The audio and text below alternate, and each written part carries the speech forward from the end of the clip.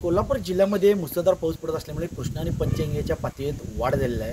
आपण जर बघितलं तर कृष्णा आणि पंचगंगेच्या कुरुंदाड येथील केंद्रीय जल आयोग कनिष्ठ अभियंता इथं केंद्रानं पाणी सोडण्यासाठी ही ऑफिस या संगमावर करण्यात आलं. आपण जर एका बाजूला जर बघितलं तर आता मोठा आपण खुलासा करण्यात येणार आहे. आपण कॅमेरामॅनच्या माध्यमातून आपण दाखवू शकतो की केंद्रीय जल आयोग कृष्णा आणि पंचगंगेच्या संगमावर असणारं जे पाणी किती सोडावं काय करावं ह्या बोर्डावर दिलेलं आहे.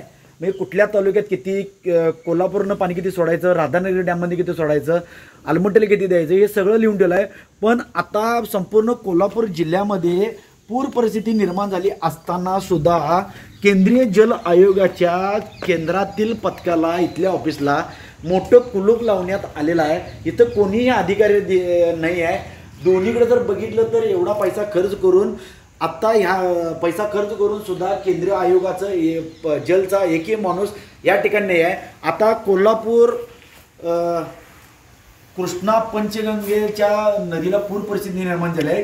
केंद्रीय जल आयोगाने या ठिकाणी अधिकारी इथं थांबायला पाहिजे असताना सुद्धा या ठिकाणी एकही केंद्राचा माणूस या ठिकाणी आहे. पाणी कसं सोडायचं, काय सोडायचं, कृष्णेला पाणी किती सोडायचं, धरणातून कोयनेतून किती पाणी सोडायचं, राधानगरीतून पाणी किती सोडायचं, छोट्या मोठ्या डॅममध्ये किती पाणी सोडायचं आणि आलमट्टीला किती पुढं पाणी फ्लो करायचं या केंद्रीय जल आयोगानं ठरवायचं असतं.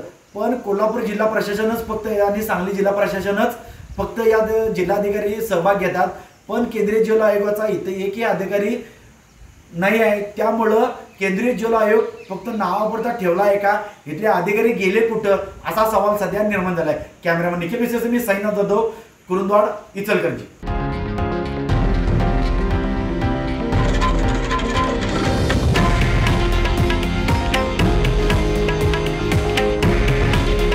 हे आहे देशातील नंबर 1 न्यूज नेटवर्क आणि आपण पाहत आहात TV9 मराठी.